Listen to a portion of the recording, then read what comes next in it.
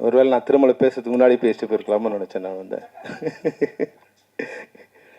ஆக்சுவலாக வந்து வீட்டில் ஒரு சின்ன ஃபங்க்ஷன் நடந்துட்டு இருந்து திருமலை மேலே ஃபோன் பண்ணிட்டே இருந்தார். அப்புறம் வரலன்னா டைரக்டர் யூனியனே கழிச்சிடுவார்னு சொல்லி பயத்தில் நான் வந்துட்டு போயிடலான்னு வந்தேன். ஒரு ஃப்ரெண்ட்லியாக சொன்னேன். உண்மையாக அந்த ட்ரைலரை பார்க்கும்போது அந்த இயக்குனர் வந்து புதுசாக ஒரு ஃப்ரெஷ்ஷாக வர இது வந்து நம்மளோட கஷ்டம் எந்த திரைப்படமும் கஷ்டம் இல்லாமல் வந்ததே இல்லை. அதுக்கு தான் வந்து அந்த முன்னாடி நம்ம படத்தோட ரிலீஸே வந்து டெலிவரி ஆகிடுச்சு. டெலிவரி எவ்வளோ கஷ்டமோ அதுபோல் ஒவ்வொரு திரைப்படமும் அந்தந்த காலகட்டத்துக்கு சிரமமாக தான் இருந்திருக்கு. முதல்ல வரும்போது அழகு பெருமாள் பேசினார், டைரக்டர் எவ்வளோ கஷ்டம். ஏன்னா அவர் படம் ப்ரொடியூஸ் பண்ணலன்னு நினைக்கிறேன் அவர் வந்து அதனால் எவ்வளோ டைரக்டர் கஷ்டம். படகோபி வந்தார், ஒரு ப்ரொடியூசருக்கு எவ்வளோ கஷ்டம், அவர் டைரக்ட் பண்ணல. அதனால் டைரக்டரோட கஷ்டம் அவருக்கு தெரியாது, ப்ரொடியூஸ் பண்ணுறது எவ்வளோ கஷ்டம்னு. உண்மையிலே கஷ்டம் தான். திரைப்படத்துறை வந்து நம்ம வந்து ஜாலியாக மகிழ்ச்சியாக படம் பார்த்துட்டு போகிறோம். அந்த திரைப்படத்தை உருவாக்குறது வந்து ஒரு 400-500 பேரை வந்து எல்லோரும் ஆர்கனைஸ் பண்ணி அந்த படத்தை ஒரு ப்ராஜெக்ட் பண்ணுறதுங்கிறது ஒரு கஷ்டமான வேலை தான், இல்லைன்னு சொல்ல. ஆனால் அது கொஞ்சம் திறம்பட பண்ணால் இது போல் கஷ்டங்கள் வராது. நிச்சயமாக இந்த படம் பார்த்தோம், நிச்சயமாக இந்த படம் ஒரு ஃப்ளரிஷாக இருக்குது, ஒரு சந்தோஷமாக இருக்குது. இப்போ இருக்கிற ஸ்க்ரீனுக்கு ஒரு டைட்டாக இருக்கிற இதுக்கு வந்து இந்த படம் வந்து ஒரு ஃபன்னாக ஒரு ஜாலியாக இருக்கும். அதனால் இந்த படம் நிச்சயமாக எல்லாராலும் ஒரு ட்ரெய்லர் பார்க்கும்போது அதுதான் வந்து ஒரு சொத்துக்கு ஒரு பானைக்கு ஒரு சோறு பதங்கிற மாதிரி ஒரு ட்ரெய்லருங்கிறது நிச்சயமாக அந்த ஆடியன்ஸை திரைக்கு கொண்டு வர மாதிரியான ஒரு ட்ரெய்லராக இருக்கணும். ட்ரெய்லர் பார்க்கும்போது எங்களுக்கு தெரிஞ்சது நிச்சயமாக இந்த படத்தை நானும் தேட்டரில் பார்க்கலாங்கிற ஒரு உணர்வை எனக்கு இந்த ட்ரெய்லர் கொண்டு வந்திருக்கு. அந்த வகையில் எவ்வளோ கஷ்டம் இருந்தாலும் இப்போ சவுண்ட் ட்ராக் முன்னாடிலாம் வந்து ஃபிலிம் பக்கத்தில் சவுண்ட் ட்ராக் ஓடிட்டுருக்கோம். அது பக்கத்தில் வந்து இன்னொரு ட்ராக் போட்டால் டைரக்டரோட அழுகை கேட்டுக்கிட்டே இருக்கும். எல்லா ஃப்ரேம்லையும் டைரக்டரோட அழுகையும் இன்னொரு பக்கத்தில் போட்டால் ப்ரொடியூசரோட கேட்டுகிட்டே இருக்கும். ஆனால் அதையெல்லாம் நம்ம வந்து இந்த படத்தோட வெற்றி வரும்போது, என்னோட படமும் ரிலீஸ் ஆகும்போது இப்போ சிவா சார் இருக்கார், கேட்டால் தெரியும் உங்களுக்கு, இந்த ஆஃபீஸ் உள்ளவே வரக்கூடாதுன்னு சொல்லிட்டாங்க. ஸோ ஆஃபீஸ் உள்ளவே வரக்கூடாது, அந்த ரோடுக்கே வராதப்பான்னு சொன்னாங்க. ஆனால் படம் ரிலீஸ் ஆன பிறகு மறுநாள் வந்து என் வீட்டு வாசலில் 3 கார் அவங்க கார் தான் நின்றுட்டு இருந்தது. என்னப்பா டைரக்டர் கூட்டுவாங்க அப்படின்னு. அதனால் இது வந்து ஒரு கணவன் மனைவி மாதிரி சண்டை தான். வெற்றி வரும்போது நம்மளுடைய எல்லா கவலைகளும் இதுவாகிடும். நாளைக்கு இந்த படம் வெற்றி ஆகும்போது இதே திருமலையும் அசோக் செல்வனும் தோல் மேலே கை போட்டு போவாங்களா? நிச்சயமாக நடக்கும். சினிமாவில் நடக்காதுங்கிறதுக்கு எதுவுமே இதுவும் இல்லை, எல்லாம் நடக்கும். ஆனால் நடக்கிறதுக்கு எது காரணமாக இருக்கும்னா வெற்றி ஒன்று தான் காரணமாக இருக்கும். இந்த திரைப்படத்தை பார்க்கும்போது அந்த சூழ்நிலை அமையக்கூடிய வாய்ப்பு இருக்குது. வந்து அடுத்த படம் வந்து வெற்றி அடையும் போது எல்லா கவலைகளையும் மறந்து திருமலையும் அசோக் செல்வனும் இணைந்து ஒரு திரைப்படத்தை நிச்சயமாக தயாரிக்கலாம். ஏன்னா எனக்கு திருமலையை ரொம்ப நல்லா தெரியும். ஒரு இமோஷனல் ஒரு கை, எல்லாத்துக்கும் ஏதோ நல்லது பண்ணணும்னு நினச்சிக்கிட்டு ஏதோ ஒரு முயற்சி பண்ணிகிட்டே இருப்பார். அதுபோல் நான் அசோக் செல்வனே ஒரு 2 தடவை சந்திச்சிருக்கேன். பேசும்போது ரொம்ப இனிமையாக, ரொம்ப அன்பாக, ரொம்ப நாகரிகமாக, ரொம்ப பண்போடு தான் பேசினார். ஒரு வகையில் என்ன இதுக்கு எந்த பிரச்சனையும் தெரியாது. எதுவாக இருந்தாலும் 1000 கஷ்டங்கள் இந்த திரைப்படத்தில் இருந்தாலும் திருமலை சொன்னதில் ஒரு பாயிண்ட் இருக்குது. அந்த படம் ரிலீஸ் ஆகும்போது எல்லாரும் சேர்ந்து அந்த படத்தை வந்து ப்ரொமோட் பண்ணணுங்கிறத வந்து ஒரு விதியாக வச்சுக்கணும். ஏன்னா இந்த ஒரு படம் வந்து வெற்றி அடைஞ்சால் அதில் யாருக்கு முதல் லாபம்னா அதில் நடித்த நடிகர் நடிகை 2 பேருக்கும் அவங்க தான் 80% ஆஃப் லாபத்தை எடுத்துகிட்டு போயிருப்பாங்க. லாபங்கிறது வந்து நான் மானிட்டரி வைஸாக சொல்ல, அது வந்து ஃபேம் வைஸாக அதன் மூலம் அடுத்த படத்தில் கிடைக்க போகிற லாபம் வைஸாக 80% அவங்க எடுத்துகிட்டு போகிறாங்க. அப்புறம் ஒரு 10-15% வந்து டெக்னீஷியன் எடுத்துப்பாங்க. இப்போ இன்றைக்கி இருக்கிற பாலாஜி வந்து இந்த படம் ஓடிச்சுன்னா நாளைக்கு அவரோட லெவல் வேறுவாக இருக்கும். ஆனால் இந்த படம் ஓடினாலும் திருமலையோட லெவல் அதே லெவல் தான் இருக்கும், தயாரிப்பாளரோட லெவல் அப்படியே தான் இருக்கும். அவர் வந்து இந்த கடன்கள்ந்து விடுபடலாம். இப்போ மகேந்திர கொடுத்த ஃபைனான்ஸும் சுதாகர் கொடுத்த ஃபைனான்ஸ் இதெல்லாம் வந்து சரி பண்ணலாமே தவிர அடுத்து அவர் வந்து வெளியே வர்றதுக்கு கஷ்டம். அப்போது ஒரு 5% 10% தயாரிப்பாளர் தான் உயிரை கொடுத்து இந்த படத்தை ப்ரொமோட் பண்ணணும், வெளியே வரணும்னு நினைக்கும் போது இதில் 90% மேலே லாபம் அடைய போகிற நடிகர் டெக்னீஷியன்ஸு நிச்சயமாக இந்த படத்தை ப்ரொமோட் பண்ணணும். இன்னொரு விஷயம், இது பொது மேடையில் சொல்ல வேண்டிய விஷயம் இல்லைன்னா கூட இந்த பல விஷயங்களை வந்து இது போலீஸ்காரன் வந்து ஐயோ திருட்டு நடக்குதுன்னு வந்து ரோட்டில் கத்தினா எப்படி தவறோ அது மாதிரி தயாரிப்பாளர் சங்கத்தில் வந்து ஒரு ஈசி மெம்பராக இருக்கிற திருமலை வந்து இங்கே வந்து பேசுறது வந்து தேவையில்லாத ஒன்று. அவரோட சங்கத்தில் உட்காந்து இவ்வளோ கஷ்டம் இருக்குது, இதெல்லாம் பண்ணணுமே நீங்கன்னு முதல்ல அங்கே தான் பேசணும். அதனால் இப்போ தயாரிப்பாளர் சங்கங்களோட செக்ரட்டரிகள் இங்கே இருக்காங்க. நாங்கள் வந்து அவங்களுக்கு வந்து ஒரு கண்ட்ரோல் அவங்ககிட்ட கொடுத்தோம். நாங்கள் என்னென்னா இப்போ கூட அதை ஒரு இது புரிஞ்சிக்கல. ஒரு திரைப்படம் நான் வந்து என்ன ஒரு நண்பர், என் நண்பரோட நண்பர் அவர். நான் திரைப்படங்கள் வரும்போது கொஞ்சம் பழக்கமானார். அவர் எனக்கு பிடிச்சிருந்தது. அவர் வந்து ஒரு நாள் எங்கிட்ட வந்து சார் ஒரு 50,000 பணம் வேணும் சார். என்னன்னு கேட்டேன். ஒரு பெட்டி கடை வைக்க போகிறோம் சார் அப்படின்னு. சரி ஓகே, அவர் எனக்கு பிடிச்சிருந்தது, நான் தரேன்னு சொன்னேன். நான் நாளைக்கு வந்து வாங்கிக்கிறேன். இல்லை சார், நான் ஒரு 3 months கழிச்சு வந்து வாங்கிக்கிறேன் அப்படின்னார்.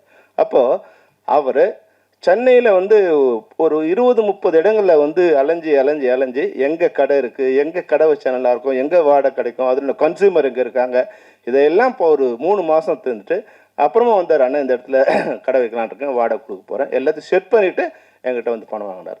நான் அது வந்து அவருக்கு வந்து இனமாக தான் கொடுக்கணும்னு நினச்சேன். ஆனால் அவர் வந்து ஒரு 6-7 மாதத்தில் அந்த பணத்தை எனக்கு திருப்பி கொடுத்துட்டார்.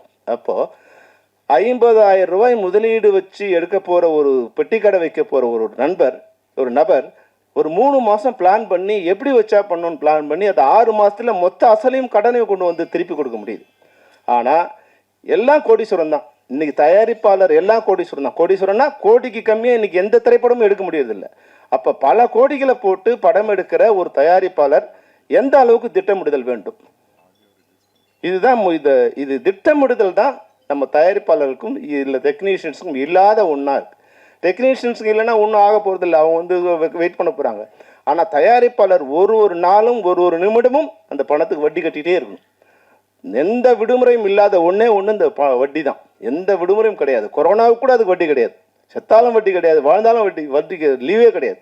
அப்போ அவங்க வந்து இதை பிளான் பண்ணிடணும். அப்போ நாங்கள் தயாரிப்பாளர் சங்கத்துக்கு ஒரு வேண்டுகோள், ஒரு வழிமுறை சொன்னோம். ஐயா, உங்ககிட்ட தயாரிப்பாளர் வராங்களா, எல்லாத்தையும் செக் பண்ணி யார் ஆர்டிஸ்ட்டு, யார் டைரக்டரு, எப்போ ஷெட்யூல் போகிறாங்க, ஷெட்யூல் டேட் வாங்கிட்டாங்களா, டைரக்டர் டேட் இருக்கா, ஆர்டிஸ்ட் டேட் இருக்கா, டெக்னீஷியன்ஸ் டேட்ஸ் இருக்கா, இதெல்லாம் கன்ஃபார்மாக எல்லாம் அக்ரிமெண்ட்டை வாங்கிங்க. ஏன்னா முன்னாடி பணம் திரைப்படங்களோட இது வந்து லட்சங்கள் இருந்தது, ஆயிரங்கள் இருந்தது. இன்றைக்கி கோடிகள் இருக்கும்போது நாணயம் வந்து கம்மியாயிடுச்சு. முன்னாடி ஒருத்தர் கூட பணம் வாங்கினா எஸ் நான் வாங்கினேன் சார் அப்படின்னு தான் சொல்லுவாங்க. எல்லாமே எழுத்தில் தான், எழுதலாமே எழுத்தில் இருக்காது, வாயில் தான் இருக்கும். ஆனால் ஒரே ஒருத்தர் கூட நான் பணம் வாங்கலன்னு சொன்னதே இல்லை. நான் திரைப்படங்களில் டைரக்டர் இருக்கிற வரைக்கும், தயாரிப்பாளர் இருக்க வரைக்கும். ஆனால் இப்போ வந்து எல்லாமே கோடிகள் ஆயிடுச்சு. நோன்னு சொன்னால் பல கோடிகள் நம்ம சேவ் ஆகலாம். அப்போது அக்ரிமெண்ட் வந்து ரொம்ப மஸ்ட்டு சார் அப்படின்னு சொல்லி நீங்கள் ஒரு ஒப்பந்தம், எல்லாருக்கும் உண்டான எழுத்துப்பூர்வமான ஒப்பந்தம், இதெல்லாம் சரி பண்ணிவிட்டு நீங்கள் இந்த படம் எல்லாம் சரியாக இருக்குது, நீங்கள் இதை வந்து படப்பிடிப்பு போகலாம் அப்படின்னு நீங்கள் ஒரு அனுமதி கொடுத்த பிறகு நாங்கள் படங்களுக்கு போகிறோம். ஏன்னா நாங்கள் ஒரு கண்ட்ரோலாக வச்சுருக்கோம். திரைப்பட தொழிலாளர்கள் சம்மேளனங்கிறது ஒரு கண்ட்ரோல் ஒரு அமைப்பாக இருக்குது. எந்த ஒரு உறுப்பினரையும் எங்களால் அழைச்சி அவங்க கூட உட்காந்து டிஸ்கஸ் பண்ண முடியும், அவங்க தவறு செய்து அவங்க மேலே நடவடிக்கை எடுக்க முடியும். அது மாதிரி ஒரு அனுமதியை ஒரு வழியை அவங்களுக்கு கொடுத்தோம். அவங்க கடிதம் அனுப்புகிறாங்க. இப்போ வந்து சிவா அனுப்புகிறாரு, ராதாகிருஷ்ணன் அனுப்புகிறாரு. ஆனால் ஒன்றே இன்னைக்கு திருமலை வராரு, வந்துட்டு நாளைக்கு ஷூட்டிங்கு, இன்றைக்கி வந்து சார் எனக்கு லெட்ரு வேணும் சார், நீங்கள் லெட்ரு கொடுத்தா தான் ஷூட்டிங் வருவாங்க சார். எந்த விதமான சரிபார்ப்பும் இல்லாமல் திருமலை வருத்தப்படுவாரே. திருமலை அன்னைக்கு வருத்தப்பட்டால் பரவாயில்ல, இன்றைக்கி வருத்தப்படக்கூடாது. இன்றைக்கி திருமலை வருத்தப்படக்கூடாது. அப்போ நீங்கள் அவரை உட்கார வச்சு எல்லாம் சரி பண்ணி இதெல்லாம் இருக்கா. ஒரு இயக்குனர் 30 லட்சத்தில் படம் பண்ணதோ, அண்ணன் படவா கோபி இருக்கார் இல்லையா, 30 லட்சத்தில் படம் பண்ணான்னு சொல்லி தான் அவரை கொண்டு வந்தாங்க. அந்த படம் முடியறதுக்கு 3 கோடி ஆகும்னு ஆரம்பித்த பிறகு தெரியுது. அதாவது அவர் 6 மாதத்தில் நல்ல வேலையாக அவர் அதுலேருந்து வெளியே வந்துட்டார். அதில் ஏதோ போட்ட வரைக்கும் லாபம் அப்படிங்கிற மாதிரி வந்துட்டதால அவர் வந்து இன்றைக்கி ஒரு நன்றி சொல்கிறார். அப்போது எந்த திட்டமிடுதலும் இல்லை. அப்போ அந்த திட்டமிடுதல் இருந்தால் குறைச்சபட்சம் அந்த 4 கோடி இருக்கா, 4 கோடி உங்களால் ஃபைனான்ஸ் அரேஞ்ச் பண்ண முடியுமா, பண்ணிட்டீங்களா? ஏன்னா இன்றைக்கி ஒரு பைசா கூட யாரும் கடன் கொடுக்க தயாராக இல்லை. இப்படி மகேந்திர சிங் எப்படி கொடுக்குறாரு எனக்கு தெரியாது. இன்றைக்கி வந்து சிறிய படங்களுக்கு ஒரு பைசா கடன் கொடுக்க யாரும் தயாராக இல்லை. அப்போ அந்த ஃபைனான்ஸ் எல்லாம் ரெடி பண்ணிட்டீங்களா, கால்ஷீட்லாம் ரெடி பண்ணிட்டீங்க, இதெல்லாம் ரெடியாக இருக்குது. இந்த டேட்டில் ஏன் ஷூட்டிங் நடக்கலை? இப்போ உங்கள்கிட்ட ஒரு செக் ஒரு டைம் கொடுத்துட்டு 6 மாதத்தில் படம் முடிக்கிறோன்னா 30 நாள் உங்களுக்கு ஷூட்டிங் இருக்குன்னா ஏன் 30 நாள் ஷூட்டிங் நடக்கலை? டைரக்டர் சரியில்லையா, இல்லை ஆர்டிஸ்ட் வரலையா அப்படிங்கிறத வந்து செக் பண்ணக்கூடிய அதிகாரமும் அமைப்பு முறையும் தயாரிப்பாளர் சங்கத்துக்கு இருந்ததுன்னா இந்த மாதிரியான புலம்பல்கள் இந்த மேடைகளில் இருக்காது. தயவுசெய்து தயாரிப்பாளர் சங்கங்கள் ஒன்றிணைந்து இந்த வழியை நீங்கள் கொண்டு வந்தீங்கன்னா 100% நீங்கள் கவலைப்பட வேண்டிய அவசியமே இல்லை. நீங்கள் யாருக்கிட்டையும் போக வேண்டிய அவசியம் இல்லை. அவங்க எவ்வளோ பெரிய ஆளாக இருந்தாலும் உங்களை மீறி இங்கே படம் நடக்காது. இந்த உத்தரவாதத்தை நான் அந்த மேடையிலும் கொடுக்குறேன், அங்கேயும் கொடுத்தேன், எப்பவும் கொடுப்பேன். ஆனால் நீங்கள் அவங்கள பகைச்சக்கூடாதுன்னு நினைக்கிறீங்க? தயாரிப்பாளர்கிட்ட இதெல்லாம் கேட்டால் எப்படி? ஏன் ஒரு அமைப்பு நாங்கள் கேட்குறோம், நாங்கள் ஒரு டெக்னீஷியன் ஒன்று ஷூட்டிங் என்ன எல்லாத்தையும் இன்றைக்கி 23 படத்தோட சங்கங்களோட ஷூட்டிங் எங்கெங்கிறது எனக்கு தெரியும். உட்காந்த இடத்துல என்னால் சொல்ல முடியும். இன்றைக்கி 60 ஷூட்டிங் நடக்குதுன்னா யார் யார் ஷூட்டிங்கில் இருக்காங்க, எங்கெங்கே ஷூட்டிங் நடக்குது என்னால் சொல்ல முடியும். அது கொஞ்சம் கஷ்டம்தான். அதை வந்து ஸ்கீம் பண்ணி ஃபார்ம் பண்ணி கொண்டு சேர்த்துட்டோம். அதுபோல் உங்களுக்கு பணம் வாங்குகிற சம்பளம் வாங்குகிற எங்களாலே இதெல்லாம் சொல்ல முடியும்னா, பணம் கொடுக்குற உங்களால் ஏன் அதை சொல்ல முடியாது? உங்களால் ஏன் யுனைட்டாக இருக்க முடியாது? பணம் வாங்குகிற வந்து சிண்டிகேட் பண்ணும்போது பணம் கொடுக்குற நீங்கள் ஏன் சிண்டிகேட் பண்ண முடியாது? நீங்கள் ஒரு சிண்டிகேட் பண்ணி ஒரு ஒழுங்குமுறை இது பண்ணிட்டீங்கன்னா இந்த தமிழ் சினிமா 60லேருந்து 80% நிச்சயமாக மாறுபடும். ஒரு வருமானம் வருகின்ற இன்னைக்கு வந்து திரைப்படங்கள் 100% வருமானம் வரத்துக்கு உண்டான வழி இருக்குது. ஆனால் வருமானம் வர வழியெல்லாம் அடைச்சிட்டு கடன் வர வழி மட்டும்தான் நீ தயாரிப்பாளர் இருக்குது. வருமானம் வருதுன்னா அது வேற யாருக்கோ போயிடுது. அந்த சேனல்லாம் வேற இடத்துக்கு போயிடுது. கியூபா அது வேற இடம், அவுடோனிட்டா வேற இடம், மேக் மை ட்ரிப்பா வேற இடம். இன்னைக்கு நான் 30 லட்சம் டிக்கெட் இதுவாகுதுன்னா ஒரு டிக்கெட்டுக்கு 10 ரூபானா 3 கோடி ரூபாய் இன்னைக்கு வந்து ஒரு நாளைக்கு வருமானம். படம் ஓடுதோ லாபமோ நஷ்டமோ 3 கோடி ரூபாய் ஒருத்தர் வந்துட்டே இருக்கு. ஆனால் அந்த வருமானம் யாருக்கு போகுதுன்னா யாருக்கு போகுது? இன்னைக்கு வந்து 1000 சினிமா தேட்டரில் வந்து 4 ஷோ போயிட்டே இருக்கு, 4000 ஷோ நடந்துகிட்டே இருக்குன்னா இதுக்கான கியூப் சார்ஜும் கட்டிகிட்டே இருக்கும். இது வருமானம், இதில் நஷ்டமே இல்லை. இது திரைப்படத்துறையில் இருக்க யாருக்கா தயாரிப்பாளருக்கு யாருக்கா வருதானா வருமானம் வர்றதே கிடையாது. அப்போது வருமானம் வருகின்ற வழிகள் இன்னைக்கு வந்து நான் 8 கோடி பேரில் 6 கோடி பேர் நம்ம திரைப்படங்களை ஏதோ ஒரு பிட்டை பார்த்துட்டே இருக்கான். ஒரு ஸ்டில்லை பார்த்தா கூட அதுக்கு பணம் கட்ட வேண்டிய சூழ்நிலை இருக்குது. நான் போட்ட மியூசிக்கு, என் படத்தோட மியூசிக்கை நான் ஸ்டேஜில் பாடுறதுக்கே நான் திருப்பி பணம் கொடுக்க வேண்டிய இது இருக்குது. 1 லட்ச ரூபா பணம் கொடுத்து வாங்கின என்னோட பாட்டை நான் இன்னைக்கு இப்போ ஸ்டேஜில் போனேன்னா அவனுக்கு 3 லட்ச ரூபா ஒரு பாட்டுக்கு ஒரு தடவைக்கு நான் பணம் கொடுக்க வேண்டிய அவலம் இன்னைக்கு இருக்குது. அப்போ என்னோட படம் வருமானம், என்னோட திரைப்படம் பல பேருக்கு பல வழிகளில் வருமானத்தை கொட்டி கூச்சிட்டே இருக்கு. ஆனால் படம் எடுத்த தயாரிப்பாளருக்கு அந்த வருமானம் வருவதில்லை. எப்படி வந்து விவசாயிக்கு அவனோட உழைச்ச நெல் இதுக்கு வந்து உழைப்புக்கு நெல்லுக்கு வந்து தக்காளிக்கு வருமானம் வரது இல்லையோ, அதுபோல் திரைப்பட தயாரிப்பாளர்களுக்கு அவருடைய போட்ட முதலீடுக்கு வருமானம் வருவதே இல்லை. அதை நீங்கள் ஒழுங்கு பண்ணீங்கன்னா நிச்சயமாக லாபம் வந்துட்டே இருக்குது. லாபம் தயாரிப்பாளர் தவிர மற்றவங்க வருது. வருகின்ற லாப நஷ்டத்துக்கு மட்டும் நீங்கள் தயாராகிடுறீங்க, கடனுக்கு மட்டும் நீங்கள் வட்டி கட்டிட்டுருங்க, கடனுக்கு மட்டும் வீட்டை விட்டுட்டுட்டீங்க. ஆனால் வருமானத்தை எல்லாம் வேற யாரோ சாப்பிட்டுட்டு இருக்காங்க. நிச்சயமாக இன்னைக்கு திரைப்படத்துறையில் போற்றப்படக்கூடியவர்கள் தயாரிப்பாளர்கள் தான். இந்த கஷ்டமான காரியத்திலும் இன்றைக்கி 60 ஷூட்டிங் நடந்துகிட்ருக்கு. யாரோ ஒருத்தன் திரைப்படத்தை நேசிக்கிறான், அவன் படம் எடுக்க வர்றான், அவங்கள நீங்கள் சீரமைச்சு வழி நடத்தினீங்கன்னா இந்த திரைப்படத்துறை மிக நன்றாக இருக்கும். இந்த திரைப்படத்துறை இந்த மேடையில் சொல்கிறதுக்காக நீங்கள் என்னை மன்னிச்சிருங்க. ஏன்னா இது வந்து திருமலை சொன்னதுக்காக சொல்கிறேன். நிச்சயமாக நீங்கள் ஒரு ரூல் போடலாம். இவங்க இன்றைக்கி இந்த படங்களில் இந்த ப்ரொமோஷன்ஸ், நான் இந்த படத்துக்காக சொல்லலை, ஏன்னா அது வருஷம் நீங்கள் தப்பாக நினச்சக்கூடாது. அது என்ன ப்ராப்ளம் எனக்கு தெரியாது. எந்த திரைப்படமோ அந்த திரைப்படத்துக்கு உண்டான ஒத்துழைப்போ ப்ரொமோஷன்ஸுக்கோ வராதவர்கள் கூட நீங்கள் எங்கேயோ போய் படம் எடுத்துங்க, நாங்கள் உங்களை வச்சு படம் எடுக்க மாட்டேங்க சொன்னீங்கன்னா யாரும் உங்களை அவங்க படமே நடக்காது. அவங்களாம் ரோட்டில் வர வேண்டியதுதான். அது எவ்வளோ பெரிய ஆளாக இருந்தாலும் அந்த இது உங்ககிட்ட இருக்குது.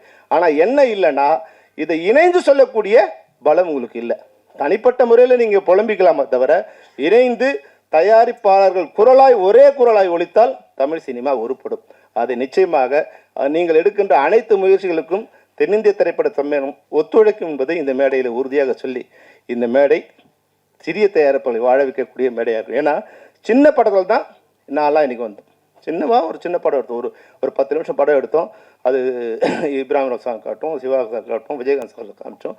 அந்த படங்கள் தான் அது மூலமாக தான் இன்றைக்கி நாங்கள் இன்றைக்கி வருவோம். நான் செம்பருத்தி திரைப்படம் எடுக்கும்போது கூட 90 லட்சம் இன்வெஸ்ட் பண்ணால் எனக்கு வந்து 1.5 கோடி எனக்கு லாபம் வந்தது. லாபம்னா மொத்தமாக வந்து ஒரு 50-60 லட்சம் ப்ராஃபிட் இருந்தது. அப்போது எங்களோட பட்ஜெட்டுக்குள்ளே எங்களோட கைக்குள்ளேயே சினிமா இருந்தது. இன்னைக்கு நம்ம கைக்குள்ளே சினிமா இருக்கான்னா நீங்கள் தான் எனக்கு பதில் சொல்லணும். நம்ம கையில் சின்ன சினிமாவும் இல்லை, பெரிய சினிமாவும் இல்லை. இன்றைக்கி திடீர்னு வந்து நம்ம வந்து பலூன் ஊதுறோம்னா அது வந்து விரிவடைஞ்சோன்னா இதுதான் மொத்த உலகம் நினச்சிக்கிறோம். ஒரு தோல்விங்கிற ஒரு படம் மிகப்பெரிய படம் ஒரு 125 கோடி வந்து ஓடிடி வாங்குறான். அது புஷ்ஷுன்னு ஆகுது. அந்த பலூனில் ஒரு ஓட்டை போட்டால் வெடிச்சு போகிற மாதிரி புஷ்ஷுன்னு ஆனவுடனே ஓடிடி படத்தை வாங்க நிறுத்துறான். படங்கள் ஓட ஆரம்பித்தவுடனே கொரோனா பீரியடில் ஓடிடிலாம் மிகப்பெரிய மார்க்கெட்டை வந்தோடனே நம்மக்கிட்ட இருந்த 50 கோடி 100 கோடி இந்த படங்கள் வந்து 100 கோடி 200 கோடி படம் வாங்கின உடனே யாருக்கான எந்த விதத்தில் நம்மளுடைய பட்ஜெட் அதுக்கு இன்க்ரீஸ் ஆச்சுங்கிறத நீங்கள் தான் யோசிக்கணும். அப்போ 100 கோடி படம் 300 கோடிக்கு வியாபாரம் ஆகும்போது நீங்கள் 300 கோடிக்கு பண்ணீங்க. இப்போ ஓடிடி வாங்குறதில்ல, சேட்டலைட் வாங்குறதில்ல. அப்போ என்ன பண்ணணும்? ஓடிடிக்கு முன்னாடி என்ன ஸ்டேட்டஸ் இருக்கோ அந்த ஸ்டேட்டஸ் கொண்டு வரணும். அப்போ தான் வந்து திரைப்படங்களை உருவாக்க முடியும். அப்படி இருந்தால் தான் இன்றைக்கி திரைப்படங்களை நாங்கள் ஷூட்டிங்கே போக முடியும்.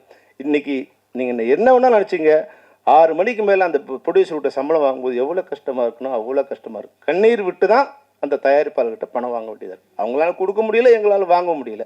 இந்த சிரமமான ஏன்னா தயாரிப்பாளர் நல்லா இருந்தால் தான் தொழிலாளர் நல்லா இருக்க முடியும்.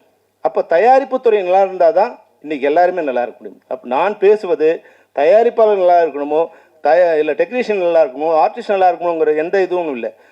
இந்த தமிழ் சினிமாங்கிற ஒரு வீடு அழகாக இருந்தால் இங்கே எல்லாரும் நடிகர்களும் இந்த வீட்டில் குடியிருக்கலாம், தயாரிப்பாளரும் இந்த வீட்டில் குடியிருக்கலாம், தொழில்நுட்ப கலைஞர்களும் தொழிலாளர்களும் இந்த வீட்டில் குடியிருக்கலாம். அந்த வீடே இடிஞ்சு போச்சுன்னா எல்லாரும் ரோடுக்கு வர வேண்டியது தான். அதனால் தயவுசெய்து நீங்கள் எடுக்கின்ற அனைத்து முயற்சிகளுக்கும் தென்னிந்திய சம்மேளனம் ஒத்துழைக்கும் என்று கூறி திருமலைக்கும் அதனுடைய டீம் அனைவருக்கும் என்னுடைய வாழ்த்து கூறி விடைபெறுகிறேன். வணக்கம்.